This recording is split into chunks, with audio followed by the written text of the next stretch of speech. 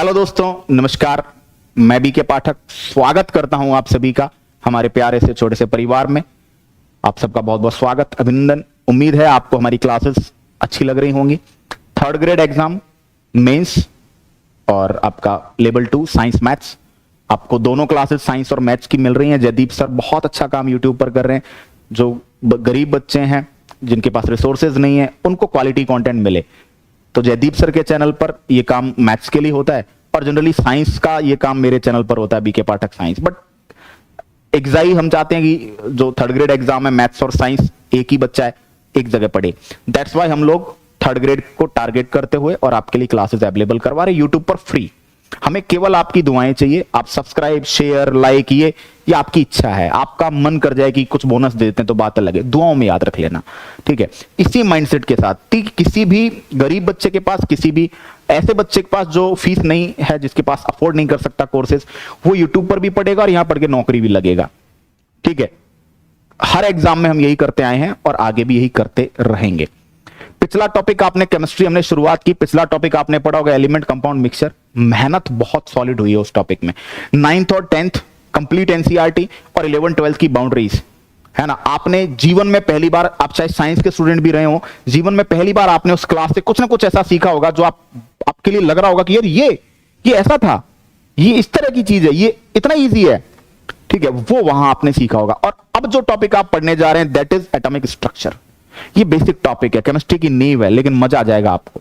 Electronic विन्यास चुटकियों में लिखोगे आप, चुटकियों में सिखा दूंगा आपको। उसके एक्सेप्शंस चुटकियों में सिखा दूंगा, रूल्स रेगुलेशंस चुटकियों में सिखा दूंगा, ठीक है। मतलब आप एटॉमिसिटी, परमाणविकता कैसे निकालेंगे, अणुभार जो मॉलिक्यूलर वेट है वो कैसे निकालेंगे, ये सारे काम बड़े सिंपल हैं। जरूरी क्या है, ऑर्गेनाइज्ड तरीके से पढ़ाना और सिस्टमेटिक तरीके से इंटरेस्टिंग वे में बच्चों के सामने रखना, ठीक है। ये आता बहुतों को है, लेकिन प्रयास नहीं कर पाते कि एक टीचर एक स्टूडेंट की समस्या को समझते हुए एक स्टूडेंट के माइंडसेट से पढ़ा नहीं पाता। ये कई बार तालमेल की दिक्कत आती है। टीचर सब बहुत अच्छे हैं, बहुत अच्छा पढ़ाते हैं, ठीक है। मेरा हमेशा से खुद में मुझे जो अलग मानता हूं वो यही है कि मैं जीरो से सोचता हूं और जीरो से सोच के 100 तक की यात्रा तय करने का प्लान लेकर आता हूं, ठीक है। एटॉमिक स्ट्रक्चर में भी आप ये फील करेंगे, बिल्कुल ग्राउंड से चीजें कनेक्ट होंगी। और जब आप जैसे जैसे टॉपिक में बढ़ते जाएंगे, मजा आएगा। और फिर पीरियोडिक टेबल में आपके ऐसी ऐसी गुत्थियां सॉल्व होंगी, आपको लगेगा पूरी पीरियोडिक टेबल आपके सामने छाप के रख दी और अब एलिमेंट बताओ, नाम बताओ, नंबर बताओ और हम देंगे लोकेशन। तो ये नेक्स्ट टॉपिक है ना। तो जो जयदीप सर वाला चैनल है, अभ्यास मैथ्स, सॉरी एप्लीकेशन का नाम है maths by Jaydeep sir, channel पर आप पढ़ रहे हैं। मोबाइल एप्लीकेशन है अभ्यास मैथ्स। वहां पर आपको थर्ड ग्रेड एग्जाम को टारगेट करते हुए special science batch, special maths batch और मैथ साइंस का कॉम्बो, ठीक है, सारे आपको मिलेंगे, है ना। अभ्यास मैथ्स, ठीक है। शिक्षक grade 3 level 2 science special maths combo 699 fees रखी है, 50% ऑफर है, ठीक है।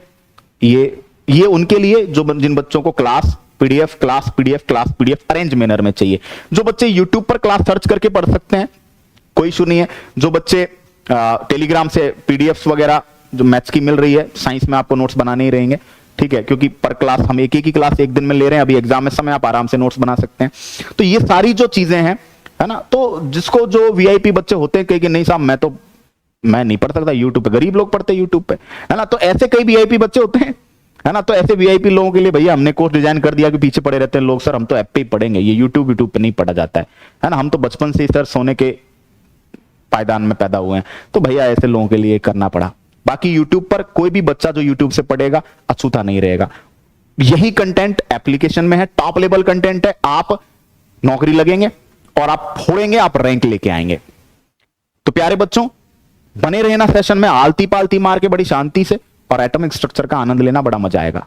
चलिए दोस्तों, आज की डेट में अगर बात करी जाए तो आज की डेट में परमाणु जो होता है, आज की डेट में परमाणु में 3 प्रकार के मूल कण पाए जाते हैं। आज की डेट में अगर बात करी जाए तो परमाणु में 3 टाइप के मूल कण, इसे बोला जाता है फंडामेंटल पार्टिकल, ठीक है, एटॉमिक पार्टिकल। तो 3 टाइप के क्या पाए जा रहे हैं, पार्टिकल पाए जा रहे हैं। इनके बारे में डिस्कशन करेंगे। देखिएगा, देखो भाई, सबसे पहले हम लोग बात करें इलेक्ट्रॉन, प्रोटॉन, इलेक्ट्रॉन पे माइनस चार्ज होता है, प्रोटॉन पे प्लस चार्ज होता है, न्यूट्रॉन न्यूट्रल हो गया। ठीक है, क्लियर। हाँ, पीडीएफ देखिए आज भी मैं इसी के ऊपर लगा हुआ था। पीडीएफ में वर्ड जो फाइल है हमारी, वो हम जब पीडीएफ में कन्वर्ट कर रहे हैं तो प्रॉपरली जो फॉन्ट है वो मजेदार नहीं बन रहा है। उसके लिए हम डिफरेंट डिफरेंट साइट से पूरे दिन मैंने ट्राई किया है कि मैं फॉन्ट चेंज कर पाऊं। तो एक बार यार लय में आ जाने दीजिए, थोड़ा सा वेट कर लीजिए, चीजें अच्छे तरीके से ही होंगी और बेटर तरीके से होंगी। हम रास्ते तलाश रहे हैं कि कैसे आपको बेस्ट से बेस्ट पीडीएफ जो दिखने में भी अच्छी लगे, जो पढ़ने में भी अच्छी लगे, जो समझने में भी अच्छी लगे, है ना। तो कीप काम, है ना, थोड़ा सा शांति। चलिए, इलेक्ट्रॉन प्रोटॉन न्यूट्रॉन, देखो बेटा अब सबसे पहले हम बात करेंगे द्रव्यमान के बारे में, मास के बारे में बात करेंगे। इलेक्ट्रॉन का मास क्या होगा, प्रोटॉन का मास, न्यूट्रॉन का मास। उसके बाद बात करेंगे चार्ज के बारे में। उसके बाद बात करेंगे खोज के बारे में, किसने क्या खोजा। ठीक है, देखिएगा इलेक्ट्रॉन के बारे में बात करते हैं तो इलेक्ट्रॉन का द्रव्यमान आपका आता है 9.1 इंटू 10⁻⁻31 kg। ठीक है, प्रोटॉन का 1.673 इंटू 10⁻⁻27 kg और न्यूट्रॉन का 1.675 इंटू 10⁻⁻27 kg। ठीक है, जब मास के आधार पे देखेंगे तो देखो ये 10⁻31 है, ये दोनों 27 है। आपको अच्छे से पता होगा कि नेगेटिव में जो पावर बड़ी होती है वो संख्या एक्चुअल में छोटी होती है। तो यानी कि इलेक्ट्रॉन का मास क्या है, सबसे कम है। ठीक है, और अब प्रोटॉन न्यूट्रॉन में देखिएगा किसका मास ज्यादा। ठीक है, तो देखो पावर तो दोनों की सेम है, इधर देखो 1.673 और 1.675। तो याद रखना मास ऑफ न्यूट्रॉन, याद रखना mass of neutron is greater than that of mass of proton is greater then mass electron. ठीक है, ये याद रखना है कि प्रोटॉन न्यूट्रॉन इलेक्ट्रॉन में से सबसे ज्यादा द्रव्यमान किसका, तो आप बोलेंगे किसका, ये बेटा न्यूट्रॉन का, उससे कम प्रोटॉन का, सबसे कम इलेक्ट्रॉन का। ठीक है, बात करिए चार्ज की, आवेश की बात करेंगे तो आवेश इलेक्ट्रॉन पर माइनस चार्ज होगा -1.6 इंटू 10⁻⁻19 कूलम। ये माइनस जो है ये वैल्यू नहीं है, ये एक्चुअली नेचर है। ठीक है, प्रोटॉन पर ये चार्ज प्लस में होगा 1.6 इंटू 10⁻⁻19 कूलम, है ना। और न्यूट्रॉन का नाम ही है न्यूट्रल, तो चार्ज क्या होगा, 0।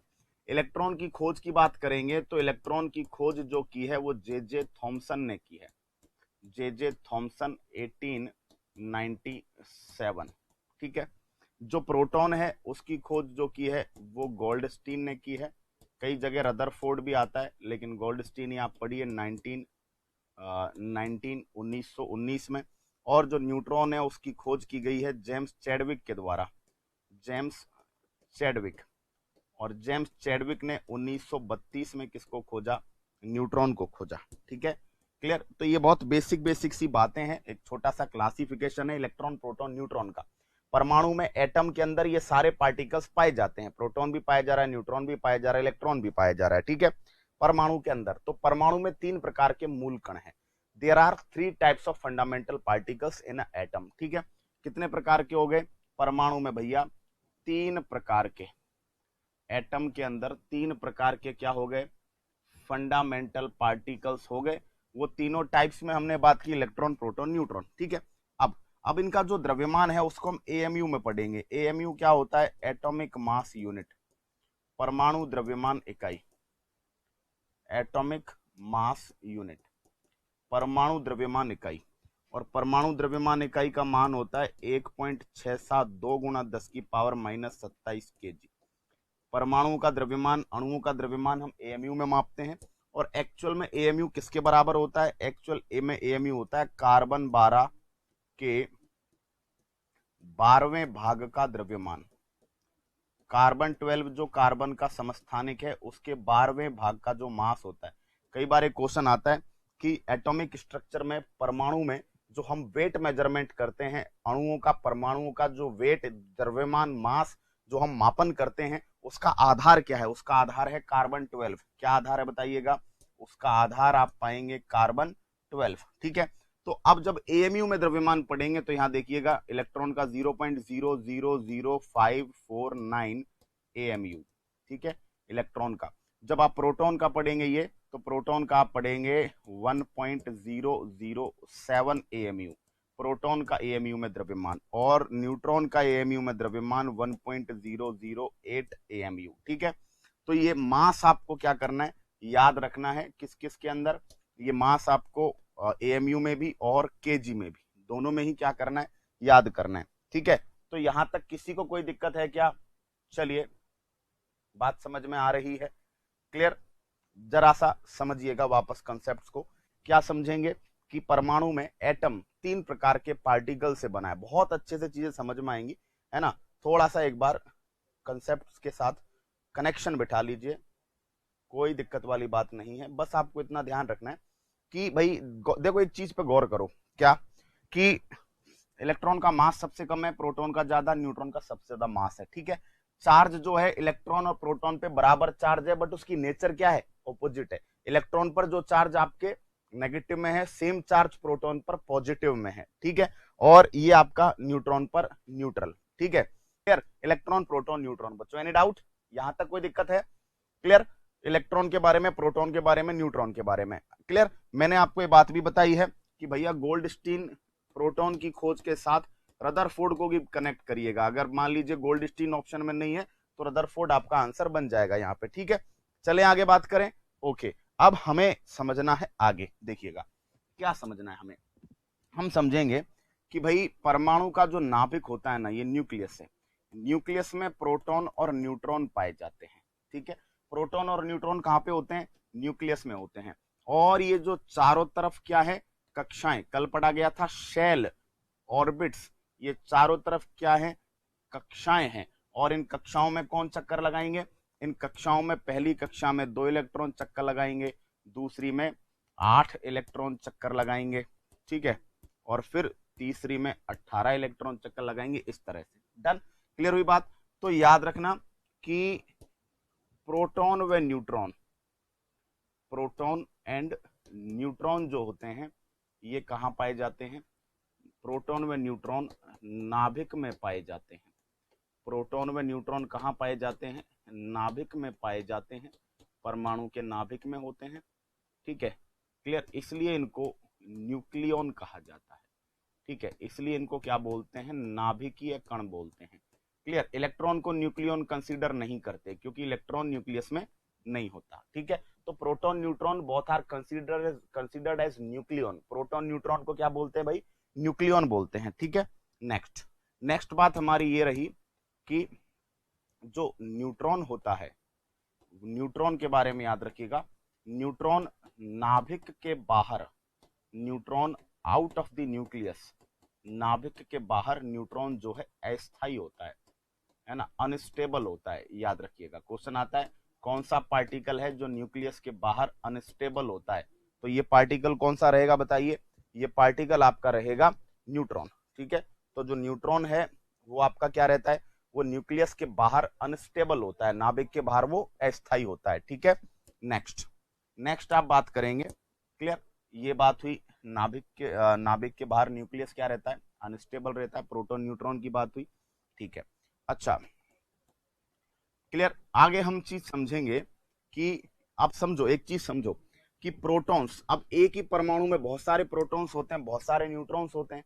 ठीक है, तो न्यूक्लियस के अंदर जो फोर्स लगते हैं उन्हें न्यूक्लियर फोर्सेस कहा जाता है, जो कि नेचर में, जो कि प्रकृति में पाए जाने वाले सबसे स्ट्रॉन्गेस्ट फोर्स हैं। जो नाभिकीय बल है वो प्रकृति में मौजूद सबसे स्ट्रॉन्ग फोर्स होते हैं, सबसे प्रबल बल होते हैं। ठीक है, अब मैं जो लिखने जा रहा हूं वो ये, गौर करना, नाभिक में उपस्थित प्रोटॉनों की संख्या, नाभिक में जितने भी प्रोटॉन्स पाए जाते हैं, नाभिक में उपस्थित, ये इंग्लिश हिंदी दोनों मीडियम वाले बच्चे समझ पाएंगे, नाभिक में उपस्थित प्रोटॉनों की जो संख्या होती है, ठीक है, number of protons in nucleus, नाभिक में उपस्थित प्रोटॉन्स की जो संख्या होती है, इस संख्या को क्या बोलते हैं, इस संख्या को एटॉमिक नंबर कहते हैं, इस संख्या को परमाणु क्रमांक कहा जाता है। क्या बोला जाता है, परमाणु क्रमांक या परमाणु संख्या कहते हैं, परमाणु क्रमांक या परमाणु संख्या। तो जो आप परमाणु क्रमांक वर्ड याद करते हो बार बार, वो एक्चुअल में क्या है, वो है एक्चुअल में न्यूक्लियस में उपस्थित न्यूट्रॉन्स का नंबर। इसको शो किससे किया जाता है, जेड से। किससे शो करते हैं बच्चों, जेड से शो करते हैं। तो किसी भी परमाणु के, कोई भी एटम हो, किसी भी परमाणु के न्यूक्लियस में जितने प्रोटॉन्स होंगे वो प्रोटॉन्स का नंबर, अगर 5 प्रोटॉन्स है तो उसका एटॉमिक नंबर 5 होगा, अगर 10 प्रोटॉन्स है तो उसका एटॉमिक नंबर 10 होगा। और इससे आपको एलिमेंट को आइडेंटिफाई करने में मदद मिलेगी। क्यों? क्योंकि एटॉमिक नंबर जो होता है वो प्रत्येक एलिमेंट का सेम होता है। मतलब एक एलिमेंट के लिए उसका एटॉमिक नंबर सेम रहता है। मतलब कार्बन है तो कार्बन का एलिमेंट 6 है तो है, हाइड्रोजन का कार्बन एलिमेंट है तो कार्बन का एटॉमिक नंबर 6 है, हाइड्रोजन का एटॉमिक नंबर 1 है। ठीक है, तो किसी भी तत्व का जो एटॉमिक नंबर होता है वो बदलता नहीं है। किसी भी तत्व की कह सकते हैं एक स्पेसिफिक प्रॉपर्टी, एक विशेष गुण की तरह होता है उसका एटॉमिक नंबर, जो कि उस ही तत्व की जानकारी देगा। एटॉमिक नंबर 20 डायरेक्ट बोलेगा कैल्शियम, अब वो किसी और एलिमेंट को रिप्रेजेंट नहीं कर सकता। ठीक है, तो यहां तक अगर बात समझ में आ गई हो तो मैं फिर आगे बढ़ जाता हूं। ठीक है, और आगे की बातें आपको समझाता हूं। ठीक है, समझ में आ जाए तो आप क्या मुझे बता दिया करो कि सर समझ में आ गया है, कोई लोड वाली बात नहीं है। ठीक है, चले हम आगे, देखिएगा। अब देखो समझने की बात, फिर से वही काम करेंगे, ये प्लस, ठीक है, फिर से वही बात करेंगे। ये न्यूक्लियस है, न्यूक्लियस में प्रोटॉन और न्यूट्रॉन होता है। अब आप गौर करो एक चीज के बारे में कि भाई प्रोटॉन पे प्लस चार्ज होता है, ठीक है, और जो आपका न्यूट्रॉन है वो तो न्यूट्रल होता है, तो इसीलिए प्लस की वजह से जो न्यूक्लियस है वो धनावेशित होता है। और चारों तरफ कौन चक्कर लगाते हैं? चारों तरफ आपके नेगेटिव चार्ज इलेक्ट्रॉन चक्कर लगाते हैं, वो नेगेटिव चार्ज हो गया। ठीक है, बात समझ में आ गई यहां तक? चलिए आगे। अब देखना, तो यहां वापस से हमने बात की कि परमाणु क्रमांक, अभी अभी डिस्कस किया था कि परमाणु क्रमांक किसको बताता है? परमाणु क्रमांक Z किसको बताता है? Number of protons. Number of protons या प्रोटॉन्स की संख्या जो होती है उसे हम क्या कहते हैं? परमाणु क्रमांक कहते हैं। ठीक है, नाभिक में मौजूद, बहुत ध्यान से सुनिएगा एक एक चीज को, नाभिक में मौजूद प्रोटॉन व न्यूट्रॉन की संख्या का योग, नाभिक में मौजूद प्रोटॉनों व न्यूट्रॉनों की संख्या का योग, नाभिक में मौजूद प्रोटॉनों व न्यूट्रॉनों की संख्या का योग, एडिशन, न्यूक्लियस में प्रेजेंट प्रोटॉन्स व न्यूट्रॉन्स के नंबर का योग, यानी कि P+N, इसको आप कहेंगे परमाणु द्रव्यमान, एटॉमिक मास। परमाणु द्रव्यमान, एटॉमिक मास, इसको मास नंबर भी बोला जाता है, इसको एटॉमिक मास या इसको मास नंबर, ठीक है, या इसको द्रव्यमान संख्या कहते हैं, और इसे शो करते हैं ए से, द्रव्यमान संख्या ए। तो गौर करिए वापस से कि न्यूक्लियस में जो प्रोटॉन्स होते हैं उसके नंबर को क्या कह दिया? परमाणु क्रमांक, और प्रोटॉन और न्यूट्रॉन के योग को द्रव्यमान संख्या कह दिया। इसका मतलब परमाणु के द्रव्यमान में, परमाणु के मास में इलेक्ट्रॉन्स का कोई योगदान नहीं है। मैं यहाँ पे स्पेशल नोट डाल के लिख रहा हूं क्या, कि परमाणु के द्रव्यमान में, परमाणु के द्रव्यमान में, परमाणु के द्रव्यमान में, परमाणु के मास में, एटॉमिक मास में इलेक्ट्रॉन का रोल नहीं है, इलेक्ट्रॉन का कोई रोल नहीं होता। Is that clear? ठीक है, क्लियर। अब समझना, अब जनरली किसी भी एटम को दर्शाने का जो तरीका है, किसी भी एटम को दर्शाने का जो तरीका है, वो तरीका क्या है? देखिए, एटम को दर्शाने का जो मेथड है, how to represent an atom, तो कैसे दर्शाते हैं? देखो, गौर करना, एटम को दर्शाने का जुगाड़ ये है कि नीचे लिखते हैं परमाणु, नीचे लिखते हैं परमाणु क्रमांक, एटॉमिक नंबर, यहां लिखते हैं एलिमेंट का नाम एक्स जो भी है, ठीक है, सिंबल लिखते हैं एलिमेंट का सिंबल, और ऊपर क्या लिखते हैं? ऊपर लिखते हैं परमाणु द्रव्यमान, ऊपर लिखते हैं एटॉमिक मास, यानी कि, ठीक है, ये तो एक तरीका हो गया, यानी कि नीचे लिखते हैं Z, बीच में लिखते हैं एलिमेंट, और ऊपर क्या लिखते हैं? ए। अगर Z को मैं चाहूं तो नंबर ऑफ प्रोटॉन लिख सकता हूं, तो नीचे नंबर ऑफ प्रोटॉन लिखते हैं, बीच में X लिखते हैं, और ऊपर क्या लिखते हैं? Proton plus neutron. बोलिए, बात समझ में आ गई क्या? तो किसी भी एलिमेंट को जब शो करना है ना, तो आपके पास ये तरीके हैं। ठीक है, क्या क्या करेंगे आप? पहले तो आप नंबर 1, ये तरीका, परमाणु क्रमांक, बीच में एलिमेंट, उसके ऊपर परमाणु द्रव्यमान। नंबर बी आपका होगा वही, नीचे जेड लिख सकते हो, बीच में एक्स, ऊपर ए, है ना। जेड की जगह नंबर ऑफ प्रोटॉन लिख सकते हो, ठीक है। अब जरा गौर कीजिए, क्या गौर करोगे कि अगर द्रव्यमान संख्या में से मास जो एटॉमिक नंबर को घटा दिया जाए, तो बताओ p प्लस एन में से p घटा दोगे तो p से p कट जाएगा। तो याद रखना, अगर a माइनस जेड, a में से z को घटाओगे तो आप किसका नंबर निकाल लोगे, न्यूट्रॉन्स का। तो न्यूट्रॉन का नंबर निकालने के लिए क्या करना है आपको, ऊपर के नंबर में से सीधा नीचे का नंबर घटा देना है, क्योंकि ऊपर का नंबर प्रोटॉन और न्यूट्रॉन है, नीचे के नंबर में अकेला प्रोटॉन है। तो ऊपर के नंबर में से नीचे का नंबर घटा दोगे तो प्रोटॉन से प्रोटॉन कट जाएगा, आपके पास क्या बचेगा, आपके पास ओनली न्यूट्रॉन बच जाएगा। बोलो बात समझ में आ गई, ठीक है। चलें, मुझे नहीं लगता किसी को कोई दिक्कत होगी। चलिए ठीक है, कोई प्रॉब्लम बच्चों। तो ये हमारी बात रही किसके बारे में, ये हमारी बात रही हमारे जो एटॉमिक मास क्या होता है, एटॉमिक नंबर क्या होता है, इन सब के बारे में हमारा जो है ये हमारी चर्चा रही, ठीक है। चलें आगे समझते हैं। अब देखिएगा, क्लियर। अब गौर करना, जैसे मान लीजिए आपको कहा गया, क्वेश्चन दे दिया गया कि एक परमाणु में, क्वेश्चन दे दिया गया कि एक परमाणु में, इन एन एटम, एक परमाणु में 10 प्रोटॉन, 11 न्यूट्रॉन, 12 इलेक्ट्रॉन है। इसका संकेत लिखिए, इसका सिंबल बताइए, इसका संकेत लिखिए, ठीक है। इसका सिंबल बताओ, ठीक है। तो बताओ क्या करोगे, सिंबल बताने के लिए क्या लिखते हैं, जेड एक्स ए, बताओ जेड, तो जेड पे तो प्रोटॉन्स का नंबर लिखोगे। अरे भाई जेड का मतलब तो ये हो गया, ठीक है। ए बराबर क्या हो गया, ए बराबर हो गया पी प्लस एन, तो ये बीच में आ गया एक्स, इधर बताओ पी प्लस एन। अरे ए बराबर क्या है, देखो जेड बराबर तो क्या है, नंबर ऑफ प्रोटॉन्स, ठीक है। और ए बराबर क्या है, प्रोटॉन प्लस न्यूट्रॉन, ठीक है। तो प्रोटॉन और न्यूट्रॉन को जोड़ दीजिए, कितना हो गया 21। तो ये आपका हो गया क्या, सिंबल, ठीक है।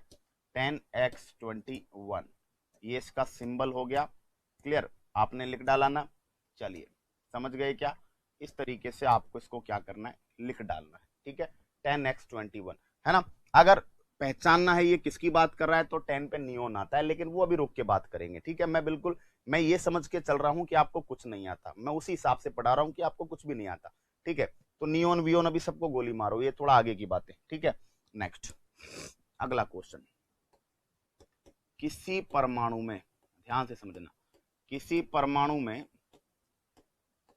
प्रोटॉन व न्यूट्रॉन, किसी परमाणु में प्रोटॉन व न्यूट्रॉन दो दो बढ़ा दिए जाएं, किसी परमाणु में प्रोटॉन व न्यूट्रॉन दो दो क्या कर दिए जाएं, बढ़ा दिए जाएं, व इलेक्ट्रॉन 4 कम कर दिए जाएं, इलेक्ट्रॉन 4 कम कर दिए जाएं, तो कर दिए जाएं तो द्रव्यमान संख्या, मास नंबर पर क्या प्रभाव पड़ेगा, द्रव्यमान संख्या पर क्या प्रभाव पड़ेगा। देखिए क्या बात चल रही है, ये कह रहा है कि if the number of protons and the number of neutrons is increased by 2 है ना। नंबर ऑफ प्रोटॉन्स और नंबर ऑफ न्यूट्रॉन्स को आप कितना कितना बढ़ा दिए, 2 आप इंक्रीज कर दिए, and number of electrons is decreased by 4, then find out the change in atomic mass. परमाणु द्रव्यमान में क्या चेंज आएगा। अब बच्चे जो होते हैं वो कंफ्यूज जाते हैं कि 2 बढ़ाए 4 बढ़ाए 4 घटा दिए, हो गया बराबर। लेकिन भैया द्रव्यमान संख्या का फॉर्मूला मास नंबर का होता है, ए बराबर पी प्लस एन, ठीक है। तो इसका मतलब ये रहा कि भाई इलेक्ट्रॉन्स के नंबर का तो फर्क ही नहीं पड़ रहा, क्लास को लिखने की जरूरत नहीं है, वी हैव पैनल पीडीएफ्स और साथ में रिटन पीडीएफ्स भी आपको दे ही देंगे, ठीक है। तो प्रोटॉन्स में +2 कर दिया, न्यूट्रॉन्स में +2 कर दिया, तो एटॉमिक नंबर +4, एटॉमिक मास +4 बढ़ेगा, ठीक है, क्लियर। लेकिन इलेक्ट्रॉन्स के 4 होने का कोई इफेक्ट नहीं पड़ेगा, क्यों, क्योंकि इलेक्ट्रॉन जो है आपके, जो आपने 4 कम किए हैं ज्यादा किए, कोई फर्क नहीं पड़ता, उसका इफेक्ट चार्ज पे आएगा, वो मैं आगे समझाने वाला हूं, ठीक है। तो इसका मतलब है इलेक्ट्रॉन का मास पे कोई रोल नहीं रहेगा, द्रव्यमान पे कोई रोल नहीं रहेगा। बच्चों बात समझ में आ गई है क्या, ठीक है, डन रही यहां तक बात, बोलिए, क्लियर? चलते हैं हम आगे। ठीक, तो यहां तक एक बेसिक जानकारी तो आपको हुई कि भाई ये क्या बात कर रहा है। ठीक है, अब हम बात करेंगे नेक्स्ट। देखिए, नेक्स्ट हमारी बात होगी कि एक सामान्य परमाणु, ध्यान देना बहुत अच्छे से, अब मैं आपको इलेक्ट्रॉन का यूज समझा रहा हूं। एक सामान्य परमाणु, एक नॉर्मल एटम की अगर बात करोगे तो उसमें जितने प्रोटॉन्स होते हैं उतने ही इलेक्ट्रॉन्स होते हैं। ठीक है, जितने प्रोटॉन्स होते हैं, प्रोटॉन व इलेक्ट्रॉन्स की संख्या समान होती है। प्रोटॉन और इलेक्ट्रॉन्स की संख्या अगर समान है तो प्लस चार्ज बराबर है किसके? माइनस चार्ज के। ठीक है, तो परमाणु जो है वो कैसा होगा? इलेक्ट्रिकली न्यूट्रल होगा। यानी कि याद रखना, एक सामान्य परमाणु, ठीक है, एक नॉर्मल एटम के अंदर जितने प्रोटॉन्स होते हैं उतने ही इलेक्ट्रॉन्स चारों तरफ चक्कर लगाते हैं। तो number of protons and number of electrons जब इक्वल है तो दोनों पर चार्ज की वैल्यू तो सेम है, बस एक पर पॉजिटिव है दूसरे पर नेगेटिव है, तो पॉजिटिव और नेगेटिव चार्ज की वैल्यू भी बराबर है। और जब चार्ज की वैल्यू बराबर है तो भैया न्यूट्रल हो गया वो तो। ठीक है, अब अगर क्या होता है, अगर इलेक्ट्रॉन डोनेट कर दिए जाएं, इलेक्ट्रॉन त्याग दिए जाएं, प्रोटॉन तो न्यूक्लियस में होते हैं बट इलेक्ट्रॉन डोनेट हो गए। अब अगर इलेक्ट्रॉन डोनेट हो गए तो प्रोटॉन तो उतने ही है, इलेक्ट्रॉन कम हो गए, तो प्रोटॉन ज्यादा हो गए इलेक्ट्रॉन से, तो क्या बन जाएगा? तो कौन सा चार्ज आ जाएगा? धनावेश, पॉजिटिव चार्ज आ जाएगा। कितना पॉजिटिव चार्ज आ जाएगा? जितने इलेक्ट्रॉन्स आपने डोनेट किए हैं। और क्या बन जाएगा? धनायन बन जाएगा, कैटायन बनेगा। यानी कि अगर कोई परमाणु, अगर कोई एटम क्या करता है? इलेक्ट्रॉन डोनेट कर देता है, तो इलेक्ट्रॉन रह गए कम, अब प्रोटॉन हो गया ज्यादा, प्रोटॉन ज्यादा हो गया तो पॉजिटिव चार्ज ज्यादा, तो एटम में दादागिरी किसकी चलेगी? अब पॉजिटिव चार्ज की, इसलिए वो एटम पॉजिटिवली चार्ज हो गया। और जिसपे पॉजिटिव चार्ज होता है उसको कैटायन बोलते हैं, धनायन बोलते हैं। ठीक है, अगर इलेक्ट्रॉन क्या कर लिया जाए? रिसीव कर लिया जाए। इलेक्ट्रॉन यहां किया त्याग और यहां क्या किया? ग्रहण। अगर इलेक्ट्रॉन ग्रहण कर लिया तो प्रोटॉन रह गए कम, इलेक्ट्रॉन हो गए ज्यादा। इस केस में कौन सा चार्ज बन जाएगा? ऋणावेश आएगा, नेगेटिव चार्ज आएगा। और अगर नेगेटिव चार्ज आया तो नेगेटिव चार्ज आने से क्या होगा? नेगेटिव चार्ज आने से ऋणायन बन जाएगा, ऋणायन बनेगा। ऋणायन को बोला जाता है एनायन, ऋणायन बनेगा, एनायन बन जाएगा। यहां पे समझ पा रहे हैं मेरी बात? एनायन बन जाएगा। तो मैं जो कहना चाह रहा हूं वो सुनिएगा, मैं क्या कहना चाह रहा हूं। मैं कह रहा हूं कि इलेक्ट्रॉन डोनेट, भाई नॉर्मली जब तक परमाणु ने, जब तक एटम से ना इलेक्ट्रॉन गए हैं ना आए हैं, तब तक वो, तब तक आप यही मानेंगे कि जितना परमाणु क्रमांक है उतने प्रोटॉन्स, और जितने प्रोटॉन्स उतने इलेक्ट्रॉन्स। ठीक है, मैं आपसे कहूं कि सोडियम में कितने इलेक्ट्रॉन्स है, तो सोडियम का एटॉमिक नंबर 11 है, तो 11 प्रोटॉन है सर, 11 ही इलेक्ट्रॉन है। ठीक है, जितने प्रोटॉन्स उतने इलेक्ट्रॉन्स, जब तक वो आयनों की बात ना करे। अब अगर मान लीजिए वो पॉजिटिव आयन की बात करता है तो समझ लीजिए जितने पॉजिटिव आयन है उतने इलेक्ट्रॉन डोनेट किए गए हैं।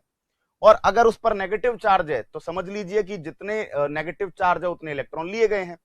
ठीक है, क्लियर हुई बात यहां तक? सर एक परमाणु अपने सारे इलेक्ट्रॉन डोनेट कर सकता है क्या? बेटा डिपेंड करेगा सिचुएशन पे, कर तो सकता है। हाइड्रोजन के पास एक ही इलेक्ट्रॉन होता है और वही डोनेट कर देता है, वो डिपेंड करता है सिचुएशन पे, है ना। एटम तब इलेक्ट्रॉन डोनेट करता है जब उसको स्टेबल होने के लिए बेस्ट सिचुएशन मिल रही है। ठीक है, तब। क्लियर? अब सुनिएगा, अब क्या होता है, अगर आपको चार्ज निकालना है, अगर आपको आवेश का पता करना है, चार्ज कैलकुलेशन, अगर आपको आवेश की कैलकुलेशन करनी है, आपको चार्ज का कैलकुलेशन करना है, तो आप क्या करेंगे? आप नंबर ऑफ प्रोटॉन्स में से number of protons minus number of electrons करेंगे। अगर आपको आवेश पता करना है तो आप क्या करेंगे? आप नंबर ऑफ प्रोटॉन्स में से नंबर ऑफ इलेक्ट्रॉन्स घटा देंगे। ठीक है, क्या पता करना है? चार्ज। क्लियर? क्योंकि नंबर ऑफ प्रोटॉन और नंबर ऑफ इलेक्ट्रॉन का अंतर निकालेंगे। ठीक है, तो आपको पता चल जाएगा कि अगर प्रोटॉन ज्यादा हुए तो पॉजिटिव चार्ज होगा। ठीक है, और अगर इलेक्ट्रॉन ज्यादा हुए तो उतना ही क्या हो जाएगा? नेगेटिव चार्ज हो जाएगा। ठीक है, बात समझ में आ गई है यहां तक? तो आप सिंपल सा फंडा है, अगर आपसे कोई कह दे कि हाउ टू कैलकुलेट चार्ज, आपसे कोई कह दे आवेश को कैसे कैलकुलेट करें, तो आप साफ सुथरा उससे कहोगे कि भैया प्रोटॉन की संख्या में से इलेक्ट्रॉन्स की संख्या क्या करवा लो, है ना, प्रोटॉन की संख्या में से इलेक्ट्रॉन की संख्या घटा लो। ठीक है, अगर प्रोटॉन ज्यादा हुए तो प्लस में आंसर आएगा, तो प्लस चार्ज, अगर इलेक्ट्रॉन ज्यादा हुए आंसर माइनस में आएगा, ठीक है, तो क्या हो जाएगा वो नेगेटिव चार्ज। ठीक है, कोई दिक्कत कोई प्रॉब्लम, यहां तक कोई डाउट आप सबको? मैं जहां तक मानता हूं नहीं होगा। ठीक है, अब मैं देता हूं एक क्वेश्चन, लीजिए। आपके पास एक एटम है जिसमें प्रोटॉन है 15, न्यूट्रॉन है 16 और इलेक्ट्रॉन है 14। बताओ इस पे चार्ज बताओ, इसका सिंबल भी बताओ, चार्ज भी बताओ। ठीक है, दूसरा आपके पास है प्रोटॉन 20, इलेक्ट्रॉन 22 और न्यूट्रॉन 23। आपसे पूछ रहा है कि बताओ दोनों के अंदर चार्ज भी बता दो, दोनों के अंदर सिंबल भी लिख दो, है ना। देखो कितनी बढ़िया बढ़िया चीजें हैं। बिल्कुल देखो मेरा पैटर्न है, मैं सिस्टम से चलता हूं, कोई घुमाव फिराव नहीं, सीधी बात, नो बकवास। कंसेप्ट का कान पकड़ो, मरोड़ दो, वो खुद कहेगा कि सर मेरी औकात ये है। लेकिन कंसेप्ट की जो कदर करते हैं जीते वही हैं और पेपर्स को वही फोड़ते हैं एक्यूरेसी के साथ। ठीक है, देखना क्या करना है। यहाँ पे पहले सिंबल लिख दो बेटा। ये क्या हो गया? Z, परमाणु क्रमांक। इन दोनों को जोड़ दिया, ये क्या हो गया? A बराबर क्या हो गया? 31। तो भैया Z X A, सिंबल तो यही लिख दो। Z पे कौन आता है? 15, 15 पे आता है फास्फोरस, 15P 31। फास्फोरस अभी नहीं लिख पा रहे हो तो कोई लोड लेने की बात नहीं है। ठीक है, क्यों? क्योंकि ये चीजें तो अपन आगे समझ लेंगे। अब बात आती है चार्ज। तो बेटा चार्ज के लिए बहुत आसान सा फंडा आपको बताया, प्रोटॉन माइनस इलेक्ट्रॉन। प्रोटॉन कितने हैं भैया? प्रोटॉन आपके पास 15 है, इलेक्ट्रॉन आपके पास 14 है, चार्ज आ गया मेरे भाई +1। लो हो गया काम, क्लियर। तो एक्चुअल में क्या चार्ज आ गया? ये फॉस्फोरस +1। Any doubt? नहीं होगा मेरे हिसाब से, कोई डाउट नहीं होगा। ठीक है, वहां चलते हैं, सेम काम करते हैं। ये परमाणु क्रमांक हो गया, किसको समझ में नहीं आई बात? ठीक है, और द्रव्यमान संख्या A बराबर हो गया क्या? P + N। तो 20 + 23 जोड़ डालिए। ठीक है, कितना हो गया? A बराबर 43। तो आपने सिंबल लिख देना है ZXA, बराबर लिख देंगे 20, 20 पे आता है कैल्शियम 20, कैल्शियम 43। ठीक है, ऐसा लिख दिया मान लो आपने, क्लियर। अब ये चार्ज चाहिए हमें, चार्ज के लिए क्या करेंगे? प्रोटॉन माइनस इलेक्ट्रॉन करेंगे। वैसे देखा जाए, ठीक है, वैसे देखा जाए तो कैल्शियम पे प्लस चार्ज होता है, तो मैं इसको थोड़ा सा घटा देता हूं। ठीक है, क्योंकि है ना, कुछ गलत क्यों करे अपन, है ना। तो ये हो गया 18, क्लियर। तो ये 20 में से 18, तो बताओ 20 में से 18 चला गया तो ये आ गया +2 चार्ज। तो कैल्शियम पर मोस्टली +2 चार्ज ही होता है। ठीक है, तो कोई दिक्कत नहीं है, जैसी वैल्यू हमें दे उस हिसाब से हम करेंगे, क्लियर। चलो, है ना। अब जैसे फॉस्फोरस है, यहाँ 16 की जगह मान लो यहाँ कितने दे देता आपको? यहाँ 16 की जगह मान लो 12 दे देता। ठीक है, तो यहाँ झट से आप क्या करते? 15 में से क्या करते? 12 कर देते। ठीक है, और इसको +3 कर देते। ठीक है, आपसे कह दिया जैसे चाहे, आपसे कह दिया कि सर हम तो नहीं मानेंगे, हम तो नहीं मानेंगे, हम तो 18 करेंगे इसको। लो साहब 18 कर दो। ठीक है, तो 15 माइनस क्या हो जाएगा? 15 माइनस, भाई जैसे चाहे करो ना, 15 माइनस 18 हो गया तो -3 आ गया। भाई जैसे चाहे वैल्यू दे सकता है एग्जामिनर आपको, जैसे वैल्यू दे उस हिसाब से उत्तर कर दो। ठीक है, जैसी वैल्यू दे उस हिसाब से, कोई दिक्कत नहीं है, कितना भी खेल ले एग्जामिनर। एक क्वेश्चन में 4 4 5 5 करवा दिए हैं। ठीक है, चार्ज में न्यूट्रॉन का कोई रोल नहीं है बेटा। ठीक है, न्यूट्रॉन का मास में रोल है, चार्ज में इलेक्ट्रॉन और प्रोटॉन का रोल है। ठीक है, प्रोटॉन ज्यादा है इलेक्ट्रॉन से, जितने ज्यादा होंगे उतना पॉजिटिव चार्ज होगा। इलेक्ट्रॉन ज्यादा है प्रोटॉन से, तो जितने ज्यादा होंगे उतना नेगेटिव चार्ज होगा। ठीक है, क्लियर। तो यहां जैसे देखिए हमने लिखा प्रोटॉन 15, न्यूट्रॉन इधर 18। अब जैसे ही, है ना, अरे यार अपन ने इधर न्यूट्रॉन को गड़बड़ कर दिया। न्यूट्रॉन तो वही करने कितने, न्यूट्रॉन तो 16 ही करने, अपन ने इलेक्ट्रॉन की वैल्यू लिख डाली थी। न्यूट्रॉन 16 ही करने, यहाँ न्यूट्रॉन कितने कर देंगे? यहाँ न्यूट्रॉन कर देंगे 18। ठीक है, तो देखो 15 प्रोटॉन, न्यूट्रॉन 16, तो प्रोटॉन न्यूट्रॉन 31 हो गया, ये है ना 15P 31। ठीक है, इलेक्ट्रॉन 18, 15 प्रोटॉन थे, इलेक्ट्रॉन 18, तो -3 आ गया। प्रोटॉन में से इलेक्ट्रॉन घटा दिया। ठीक है, हाँ कोई नहीं, वो मैनेज कर दिया मैंने। ओके, उसके बाद प्रोटॉन 20 इधर, इलेक्ट्रॉन 18 इधर, तो 20 में से 18 घटाया, चार्ज तो आ गया +2। ठीक है, यहाँ कोई दिक्कत नहीं होगी। उसके बाद ये 20 में 23 जोड़ दो, 43 हो गया, है ना। कोई दिक्कत है, कोई लोड है?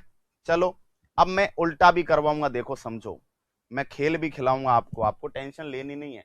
आप तो बस समझे जाओ, कंसेप्ट की तो हम धज्जियां उड़ा देंगे, ठीक है। समझना आपको है, कंसेप्ट के साथ जितना जितना खेलोगे उतना आपके कंसेप्ट आपको बहुत फ्लेक्सिबल बना देंगे, ताकि आप बिल्कुल उड़ा दोगे क्वेश्चंस को पेपर में, ठीक है। मजा आ रहा है कि नहीं आ रहा कोर्स में? अब तक हमने 2 टॉपिक पढ़े हैं, दूसरा टॉपिक हमारा चल रहा है।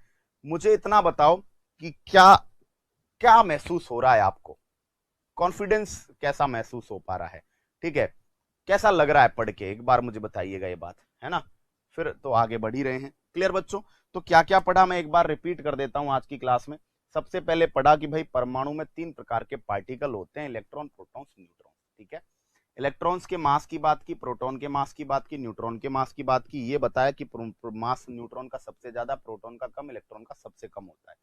चार्ज की बात की, इलेक्ट्रॉन पे माइनस चार्ज होता है और प्रोटॉन पे आपके प्लस चार्ज होता है। जितना इलेक्ट्रॉन पे माइनस है उतना ही प्रोटॉन पे प्लस है, ठीक है। उसके बाद हमने ये भी देखा कि एएमयू, एटॉमिक मास यूनिट, परमाणु द्रव्यमान इकाई, जो कि द्रव्यमान को मापने का पैमाना है, और ये एक्चुअल में कार्बन 12 के 12 पार्ट के बराबर है। It's 1 AMU is equal to the 12 part of carbon 12, ठीक है। तो ये भी मैनेजेबल है। उसके बाद हम लोगों ने बात की कि भाई प्रोटॉन और न्यूट्रॉन न्यूक्लियस में होते हैं, इसलिए क्या कहलाते हैं, है ना, क्लियर, ये न्यूक्लियन कहलाते हैं, ठीक है। उसके बाद न्यूट्रॉन नाभिक के बाहर होता है, जो कि अस्थायी होता है, नाभिक के बाहर, है ना। जब नाभिक के अंदर तो स्टेबल है, लेकिन नाभिक के बाहर क्या रहेगा, वो अस्थायी रहेगा। नाभिक में उपस्थित प्रोटॉनों की संख्या को परमाणु क्रमांक कहते हैं, जेड से शो करते हैं, ठीक है। और प्रोटॉन न्यूट्रॉन की संख्या को क्या बोला जाता है, एटॉमिक मास, ए से शो करते हैं, जेड को नीचे लिखते हैं, बीच में ए लिखते हैं, बीच में सिंबल लगाते हैं, ऊपर क्या लिख देते हैं, एटॉमिक मास, ठीक है। तो कैसे लिख देते हैं, जेड एक्स ए, क्लियर, जेड एक्स ए। अगर ऊपर की संख्या में से नीचे की संख्या घटा दोगे तो न्यूट्रॉन निकाल लोगे आप, ठीक है, कोई दिक्कत है? उसके बाद हम लोगों ने बात की है क्या, कि एक परमाणु में जो प्रोटॉन न्यूट्रॉन के नंबर आपको दे दिए, उससे आपने कुछ क्वेश्चंस किए, ठीक है। नेक्स्ट बात हुई हमारी कि चार्ज के बारे में कंसेप्ट याद रखना। एक सामान्य परमाणु में जितने प्रोटॉन होते हैं उतने इलेक्ट्रॉन्स होते हैं, इलेक्ट्रिकली न्यूट्रल होता है एटम। लेकिन जब देने लेने की बात आ जाए, ठीक है, तो न्यूट्रल कैसे रहेगा, अगर किसी को देगा तो दातार बन जाएगा, अगर किसी से छीन लेगा तो चोर बन जाएगा, ठीक है। तो जब किसी को इलेक्ट्रॉन देता है, ठीक है, तो प्रोटॉन अब ज्यादा रह गए, इलेक्ट्रॉन कम रह गया, प्रोटॉन कम रह गए, प्रोटॉन ज्यादा रह गए, इलेक्ट्रॉन कम रह गए, तो पॉजिटिव चार्ज आ जाएगा, क्योंकि प्रोटॉन ज्यादा रह गया, प्रोटॉन ज्यादा है, पॉजिटिव चार्ज, ठीक है, क्लियर। उसके बाद अगर इलेक्ट्रॉन ले लिए हैं तो नेगेटिव चार्ज आ जाएगा। अब मैं लिखने का तरीका भी बता दूंगा, क्लियर। देखो यहां तक बात हुई, अब जैसे समझो, कंसेप्ट समझो। 2 तरीके से लिखता है एग्जामिनर, ठीक है। या तो ऐसे लिख देता कि जैसे लिख दिया आपको 20 कैल्शियम 40, ऐसे लिख के और ऊपर लिख दिया +2। आपसे पूछ रहा है इलेक्ट्रॉन बताओ यहां पे, और न्यूट्रॉन भी बताओ, प्रोटॉन भी बताओ, ये क्वेश्चन दे दिया, ठीक है। फंडा समझो। तो बेटा प्रोटॉन तो दिख रहे हैं 20 है, न्यूट्रॉन के लिए मैंने बोला था ऊपर के नंबर में से नीचे का नंबर घटा लेना, तो न्यूट्रॉन बराबर 40 - 20 कर देना, कितना हो जाएगा, 20 ही न्यूट्रॉन है। इलेक्ट्रॉन पता करने, अब एक बात मुझे बताओ, इलेक्ट्रॉन कितने थे सामान्य थे, 20, +2 का मतलब कितने चार्ज है, 2 इलेक्ट्रॉन त्याग दिए, प्लस कब आता है, त्यागने पे, तो इलेक्ट्रॉन 20 में से 2 क्या कर देंगे, घटा देंगे, कितने इलेक्ट्रॉन बचे, 18 इलेक्ट्रॉन, ठीक है। इसी तरह वो दूसरे तरीके से भी दे सकता है, वो ऐसे भी दे सकता है, क्वेश्चन आपको जैसे दे दिया नाइट्रोजन -3, ये भी दे सकता है, नाइट्रोजन -3 ये भी दे दिया, क्लियर। तो ऐसे में क्या करोगे कि नाइट्रोजन का एटॉमिक नंबर कितना है, 7, तो इतने ही प्रोटॉन होंगे उसके पास और इतने ही इलेक्ट्रॉन होंगे नॉर्मली, ठीक है। 7 जितने प्रोटॉन होंगे उतने ही क्या होंगे, इलेक्ट्रॉन। लेकिन उसने 3 इलेक्ट्रॉन क्या कर लिए, ले लिए हैं, तो इलेक्ट्रॉन पहले 7 होंगे और 3 इलेक्ट्रॉन ले लिए, तो टोटल कितने इलेक्ट्रॉन हो गए, 10 इलेक्ट्रॉन। यानी कि फिर नए फंडे पर जा रहे हैं, चार्ज देकर नंबर ऑफ इलेक्ट्रॉन पूछे, चार्ज देकर नंबर ऑफ क्या पूछे, इलेक्ट्रॉन्स पूछे, चार्ज दे दे और नंबर ऑफ क्या पूछे, इलेक्ट्रॉन्स पूछे, इलेक्ट्रॉन्स की संख्या पूछे, चार्ज देकर इलेक्ट्रॉन की संख्या पूछे, तो क्या करना है, ये लो फंडा, ठीक है। आपके पास प्रोटॉन्स प्लस माइनस चार्ज, ये फॉर्मूला लगाओगे, क्या लगाओगे, प्रोटॉन, देखो क्यों लगा रहे हैं, रटना नहीं है, क्यों लगा रहे हैं प्रोटॉन्स प्लस माइनस चार्ज, देखो समझो। अब याद रखना है कि अगर आवेश प्लस में है, अगर धनावेश है, याद रखना अगर धनावेश है तो यहां माइनस लगाओगे क्योंकि इलेक्ट्रॉन डोनेट किए जाते हैं, और ऋणावेश है तो यहां क्या लगाओगे, प्लस। ये जो फॉर्मूला इसमें प्लस माइनस लिखा है ना, आप समझो। देखो गौर करना कि अगर मान लीजिए इलेक्ट्रॉन आपने त्यागे हैं तो परमाणु क्रमांक किसके बराबर होगा, प्रोटॉन के बराबर। ठीक है, प्रोटॉन्स भी ना लिखो तो यहां क्या लिख सकते हो, परमाणु क्रमांक, क्योंकि जितना परमाणु क्रमांक उतने प्रोटॉन होते हैं और स्टार्टिंग में उतने ही क्या होते हैं, इलेक्ट्रॉन। बोलो हाँ या ना, क्लियर। तो परमाणु क्रमांक प्रोटॉन इलेक्ट्रॉन बराबर थे, ये था पहले। अब अगर प्लस चार्ज है तो इसका मतलब उसने इलेक्ट्रॉन त्यागे हैं, तो परमाणु क्रमांक में से जितना चार्ज है उतने ही इलेक्ट्रॉन घटा दो। अगर धनावेश है तो माइनस करोगे। ठीक है, अगर मान लो उसने इलेक्ट्रॉन क्या कर लिए हैं, ठीक है, लिए हैं, तो परमाणु क्रमांक में उतने इलेक्ट्रॉन जोड़ दो जितना चार्ज है। सिंपल सी बात है, क्योंकि परमाणु क्रमांक वो नंबर ऑफ इलेक्ट्रॉन्स बता रहा है जो कि उसने इलेक्ट्रॉन लेने देने के पहले उसके पास थे। ठीक है, तो पहले इतने थे, कितने थे, पहले परमाणु क्रमांक के बराबर थे। 1 सेकेंड, मैं वापस से इसको थोड़ा प्रॉपर बना देता हूं, यहां लिख देता हूं परमाणु क्रमांक। तो पहले परमाणु क्रमांक के बराबर थे। ठीक है, अब कितने हो गए, पहले परमाणु क्रमांक के बराबर थे। अब क्या करना है आपको, बस कुछ नहीं करना, आपको तो ध्यान रखना है कि अगर धनावेश है, पॉजिटिव चार्ज है, तो वहां पे आपको क्या कर देना है, अगर आपके पास पॉजिटिव चार्ज है तो आप घटा दीजिए इलेक्ट्रॉन्स। ठीक है, नेगेटिव चार्ज है तो जोड़ दीजिए। ठीक है, मैं कंसेप्ट बताऊंगा अभी आपको, देखना कंसेप्ट बताऊंगा आपको अच्छे से, टेंशन लेने की आपको आवश्यकता नहीं है। देखिए, जैसे क्वेश्चन दे दिया आपके सामने, ऑक्सीजन -2 इलेक्ट्रॉन्स बताओ। तो ऑक्सीजन का परमाणु क्रमांक होता है बेटा 8, इधर माइनस चार्ज है तो इधर प्लस लिख दो, सीधा 10 इलेक्ट्रॉन। चुटकियों में उत्तर आएगा बेटा, चुटकियों में, कोई पंगा नहीं लेगा, 10 इलेक्ट्रॉन। ठीक है, क्वेश्चन आ गया एल्यूमिनियम +3, तो एल्यूमिनियम का परमाणु क्रमांक होता है 13, ऊपर प्लस है तो नीचे माइनस लिख दो, इसमें भी 10 इलेक्ट्रॉन।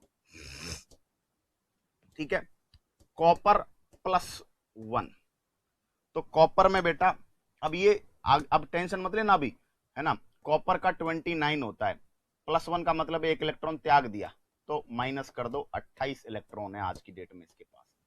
ठीक है, क्लियर। अगला क्लोरीन -1, क्लोरीन का परमाणु क्रमांक होता है 17, माइनस चार्ज है तो बेटा इधर प्लस लिखो, हो गए 18 इलेक्ट्रॉन। बोलो इससे बढ़िया अप्रोच देगा कोई आपको यार, इससे बढ़िया अप्रोच। ठीक है, Fe+3, आयरन आता है 26 पे, प्लस चार्ज है, माइनस कर दो, 23 इलेक्ट्रॉन। ठीक है, क्लियर। जैसे मान लो आपके सामने आ गया, 1 सेकेंड, जैसे आपके सामने आ गया 1 सेकेंड, हीलियम +2, तो हीलियम का परमाणु क्रमांक होता है 2, प्लस चार्ज है, परमाणु क्रमांक होता है 2, 2 में से 2 ही घटा दो, प्लस चार्ज है तो माइनस, तो आज की डेट में इसके पास कितने इलेक्ट्रॉन हो गए, 0 इलेक्ट्रॉन्स। ठीक है, तो यार इससे सिंपल कोई क्या समझाएगा आपको, है ना, रटाया कुछ भी नहीं है, बहुत बेसिकली आपके सामने रखा है मैंने एक एक पॉइंट, लेकिन कंसेप्ट के बिना नहीं हो पाएगा, है ना, कंसेप्ट के साथ तालमेल बिठाओगे तो ही होगा। कंसेप्ट क्या है, कंसेप्ट ये है कि भाई आपको क्या करना है, परमाणु क्रमांक में प्लस माइनस कर देना है चार्ज। अब परमाणु क्रमांक में से क्यों घटाया बढ़ा रहे हैं, क्योंकि परमाणु क्रमांक हमें इजीली याद रहता है, तो परमाणु क्रमांक जितना है उतने इलेक्ट्रॉन थे उसके पास, प्लस चार्ज कब आया, जब इलेक्ट्रॉन दिए, तो जितना प्लस चार्ज आ रहा है उतने इलेक्ट्रॉन घटा दो। माइनस चार्ज कब आता है, जब इलेक्ट्रॉन लिए, तो जितना माइनस चार्ज आ रहा है उतने इलेक्ट्रॉन जोड़ दो, इलेक्ट्रॉन निकाल लो। भाई अगर प्लस चार्ज आपके पास है तो आपके इलेक्ट्रॉन घटे होंगे, अगर आपके पास माइनस चार्ज है तो आपके इलेक्ट्रॉन बढ़े होंगे। इज दैट क्लियर, ये बात तो समझ में आ ही रही है। तो आज की क्लास में मैंने आपको एटम के बारे में, एटॉमिक नंबर, एटॉमिक मास, ठीक है, कैसे इलेक्ट्रॉन्स निकालते हैं और कैसे इलेक्ट्रॉन दे दिए हो तो कैसे चार्ज निकालते हैं और कैसे चार्ज दे दिया हो तो इलेक्ट्रॉन निकालते हैं, ये बात मैंने आज की क्लास में आपके दिमाग में बिठाई है। ठीक है, अब हमारा क्या होगा, अब हम एक नेक्स्ट क्लास पे जब जाएंगे तो अभी आपकी 2 क्लास और एटॉमिक स्ट्रक्चर में मैं लूंगा, बिल्कुल स्लोली बढ़ रहा हूं, कोई जल्दबाजी नहीं है। ठीक है, अभी 2 क्लास और लेंगे हम इस पे। ठीक है, उन 2 क्लास में हम क्या करेंगे, उन 2 क्लास में हम एक तो आपके समस्थानिक आइसोटॉप क्या होते हैं, ठीक है, समभारिक आइसोबार क्या होते हैं, समन्यूट्रॉनिक क्या होते हैं, ठीक है, ये सब समझेंगे। साथ में हम लोग जानकारी लेंगे इलेक्ट्रॉनिक कॉन्फ़िगरेशन, इलेक्ट्रॉनिक विन्यास की। तो कल ही ये भूमिका बना दूंगा और उसके बाद एक क्लास और लास्ट फिनिश खत्म, एटॉमिक स्ट्रक्चर पूरी कंप्लीट उड़ा देंगे। ठीक है, कोई दिक्कत बच्चों यहां तक? एग्जाम पॉइंट ऑफ व्यू से एक एक बात डन। चलिए यहां क्या लिखोगे, इसको प्लस, ये प्लस माइनस, ठीक है। चलो डन रही बात यहां तक? ओके गाइस, ठीक है। तो अच्छे से समझते हुए आगे बढ़ें, आप अच्छे से समझते हुए आगे चलें। इससे क्या होगा कि आपके आगे के जो कंसेप्ट्स हैं वो बड़े अच्छे तरीके से आपके समझ में आएंगे, है ना। और ये जो टॉपिक आप पढ़ रहे हैं, ये टॉपिक बेहद जरूरी है केमिस्ट्री में। तो एक एटॉमिक स्ट्रक्चर हो जाए, एटॉमिक स्ट्रक्चर के बाद अगला टॉपिक पीरियोडिक टेबल लूंगा। पीरियोडिक टेबल के बारे में बेसिक चीजें, क्योंकि पीरियोडिक टेबल के बिना मेटल नॉन मेटल उड़ जाएगा पूरा, धातु धातु कतई पल्ले नहीं पड़ेगा।